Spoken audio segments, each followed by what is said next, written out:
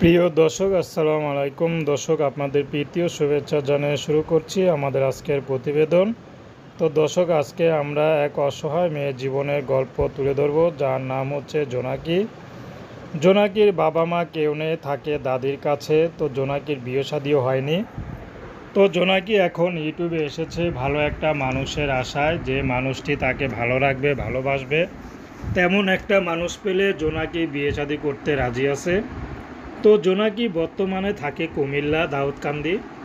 তো জোনাকির আশেপাশে কেউ নেই, শুধু তার অসুস্থ দাদি ছাড়া। তো জোনাকি সেলাই মেশিনের কাজ করে। সেলাই মেশিনের কাজ করে যা ইনকাম হয় তা দিয়ে দাদির পিছনেই চলে যায়। জোনাকি দাদিকে খুব ভালোবাসে, কারণ দাদি জোনাকিকে বড় করেছে। তো এই জন্য দাদিকে চাচ্ছে না জোনাকি ছেড়ে চলে যেতে। তো জোনাকিরও বিয়ের বয়স হয়েছে, বিয়ে শাদিও করতে হবে। তো জোনাকি এখন ইউটিউবে এসেছে ভালো একটা মনের মানুষের আশায়। সে মানুষটি যেমনই হোক, মধ্যবয়সী পুরুষ হোক, সমস্যা নেই।